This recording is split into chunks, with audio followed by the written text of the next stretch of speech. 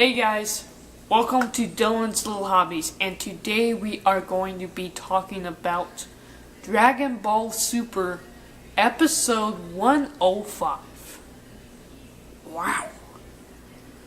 Let me tell you, there's been a lot of fantastic and just stick with you kind of fights in not just Dragon Ball Super, but the entire Dragon Ball franchise.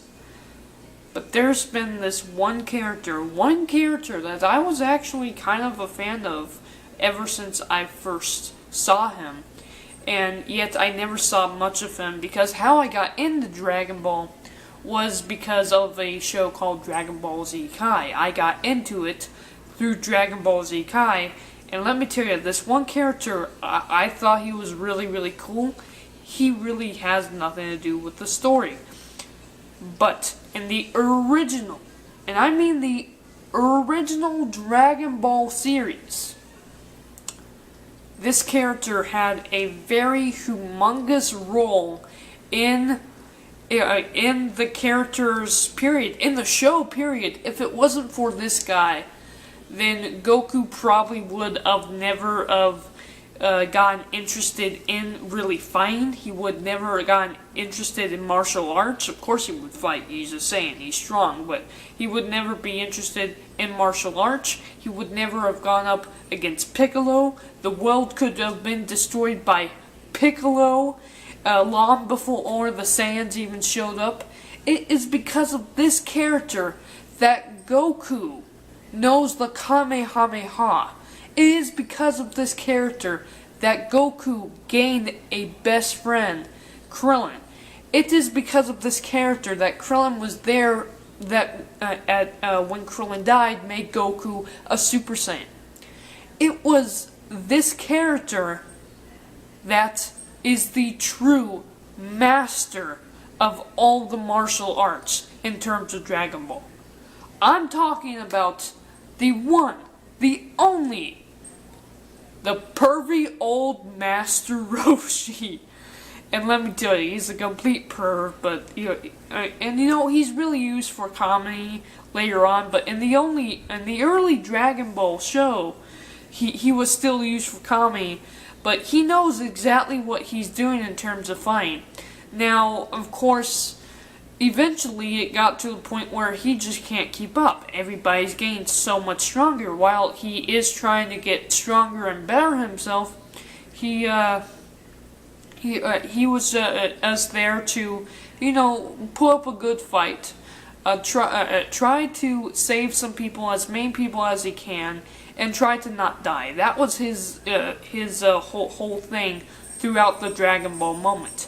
In fact, it was Master Roshi who actually came up with the, he didn't come up with it, but the Mafuba wave.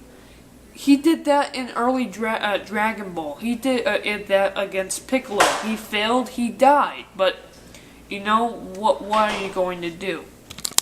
So without further ado, let's just start talking about the episode, shall we? So Master Roshi is walking along, and he's just watching everybody just fight, seeing where everybody's at, sort of thing. Goku's fighting this one slime guy, and a couple of other guys are fighting. The mechanic guy from Universe 6 is fighting on by, and he's just taking it all in, walking around, making sure everybody is wherever they should be, and he's just doing what a wise old man kind of would do. When suddenly somebody attacks him. This girl uses this really cool attack. She makes these weapons out of her energy, and she comes with this big hammer. Of course, it doesn't hit Master Roshi. He kind of saw it coming, and he's too fast for her. So she decides to go with Plan B. She knows Master Roshi is an old guy. She doesn't know him, but she figures, you know what? He's probably an old perv. So why not try to seduce him? And I kind of really laughed when she did this. And you know what? Even Krillin was like, that's not gonna work. Master Roshi trained to not be seduced and everything. That was part of his training, because he is a perv. you know? And it was really cool that he trained himself to not be attracted like that anymore.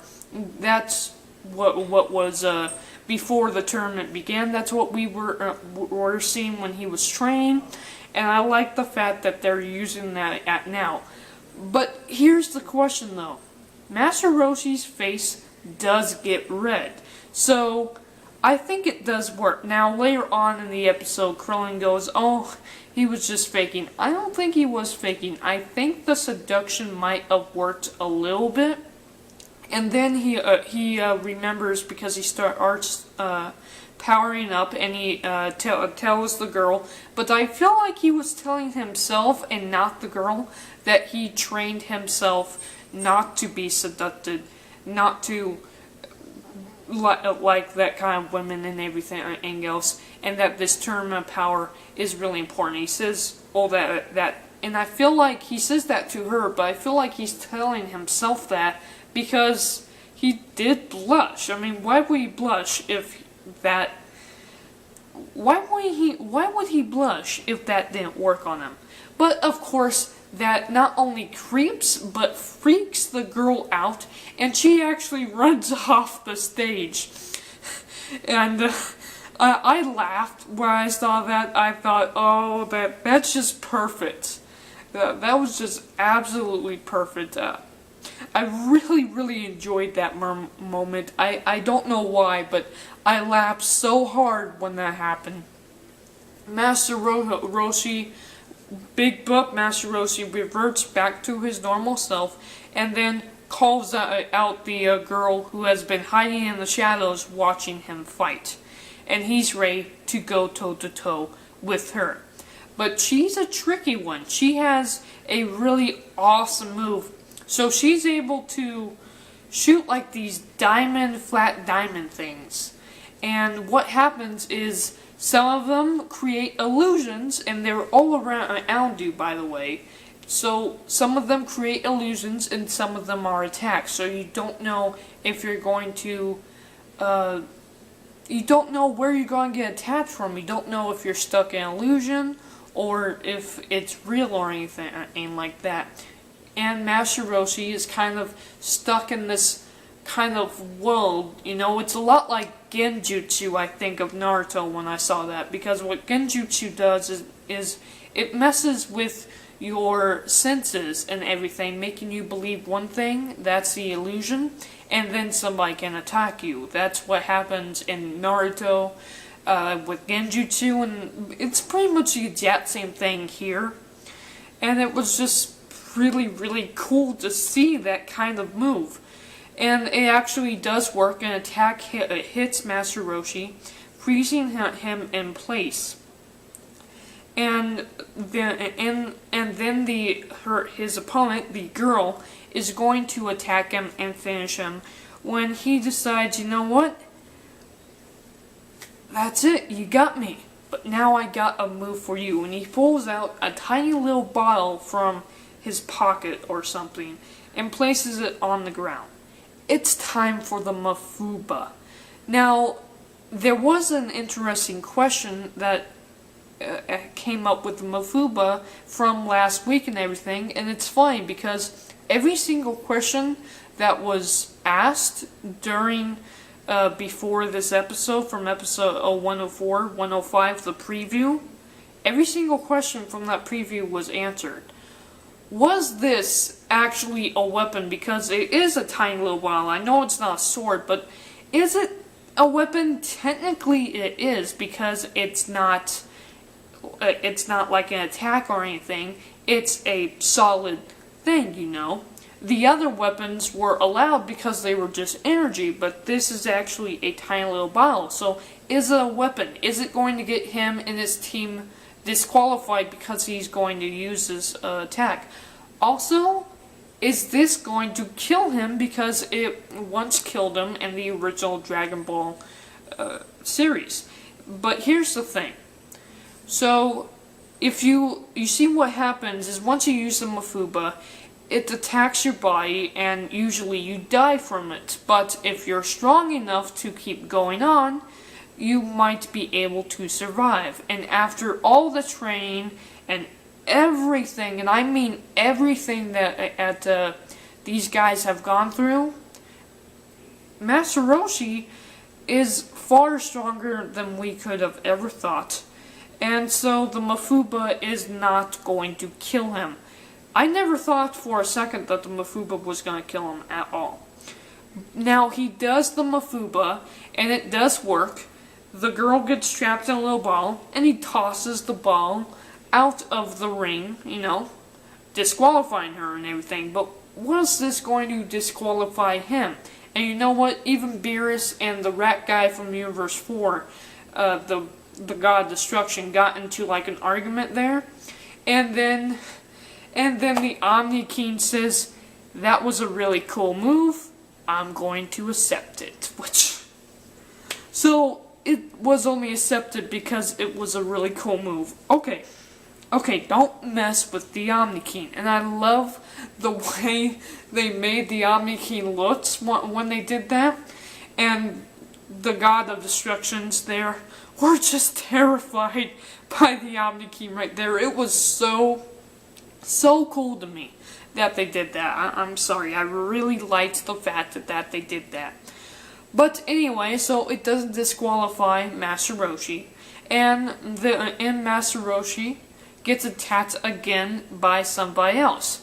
So there was this guy, he was actually a spy for Universe 4. He was actually in Universe 7 and everything. I remember seeing this guy. He's like a kid. He's green, but he wears like a red hat and blue pants and everything. From the moment I saw him, I thought he was going to be pretty weak. I didn't think that he was going to be a major fighter. But I thought because of his speed, because he did seem very fast, that he might be able to knock a couple people off. And he's even been shown to give Goku a run for his money.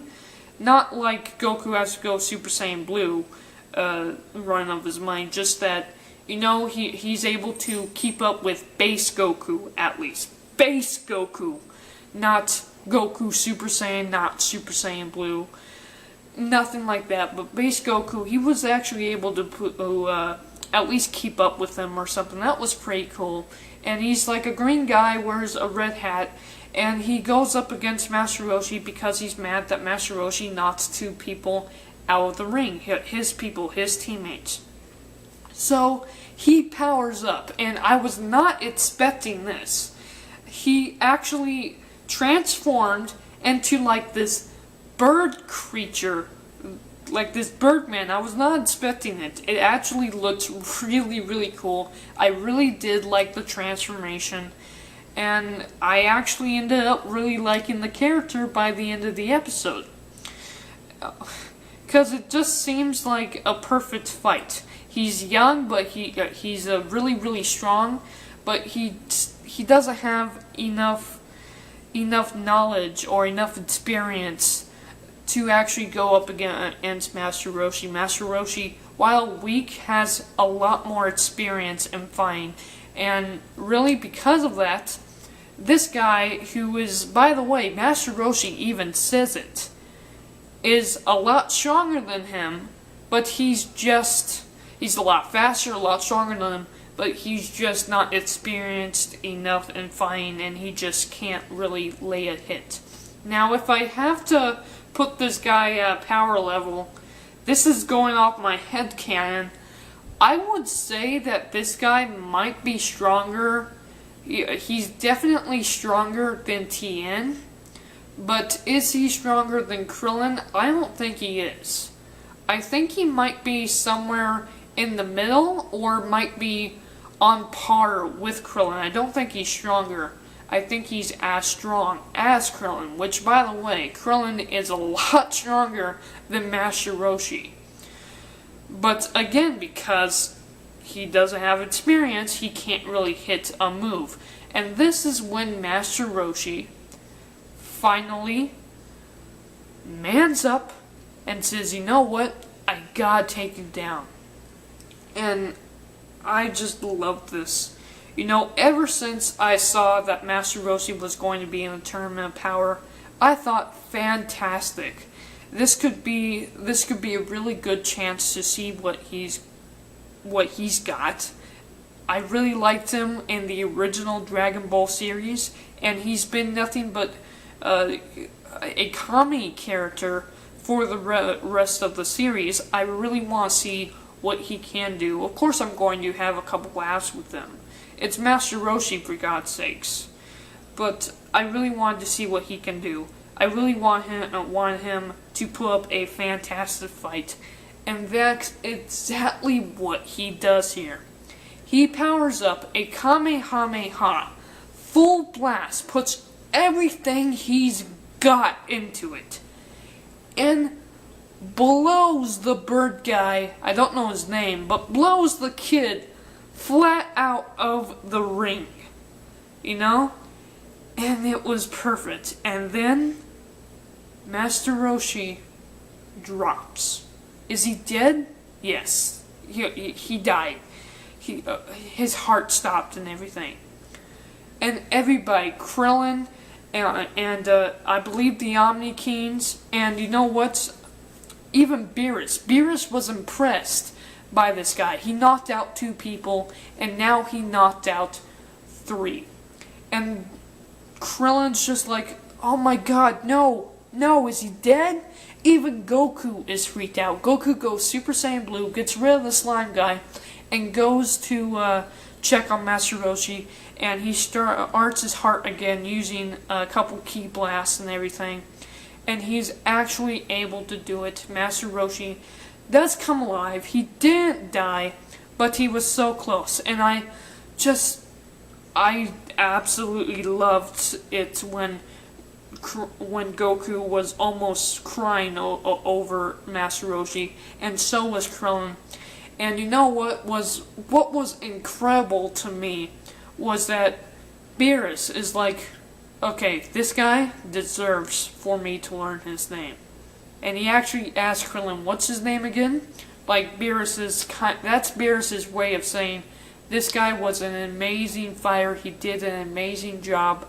I'm going to acknowledge that and learn his name.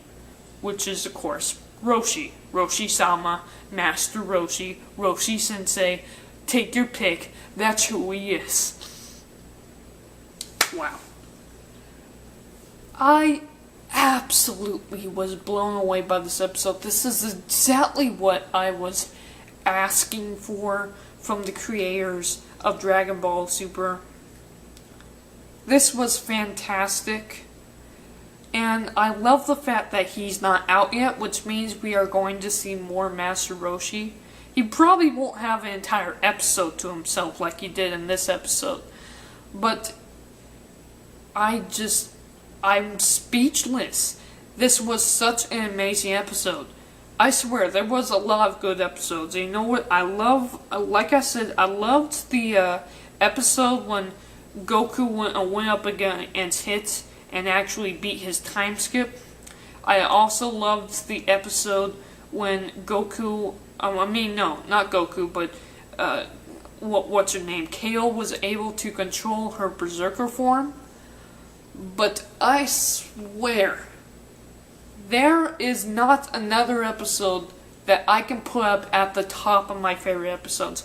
This is definitely going to go hands down as my favorite Dragon Ball Super episode ever. You know, I really liked the episode when Gohan was trained with Piccolo in that one episode, and Gohan actually went to go up against his dad. Those were my 3 favorite episodes, but I'm knocking that one out and putting Master Roshi, this episode, 105, at my top favorite spot, because I'm telling you, mind-blowing favorite episode of Dragon Ball Super, not just thus far, but I don't think that there's going to be another episode that's going to beat this episode. I will have to see in the upcoming episodes, but I swear this was fantastic, mind-blowing, exactly what I asked for. By the way, There's 35 minutes left in the tournament. Nope, sorry. 34 minutes left in the tournament now. That all happened in 1 minute. I'm done. I loved the episode. 5 stars. I'm done. Thank you guys for watching. I'm out. Bye.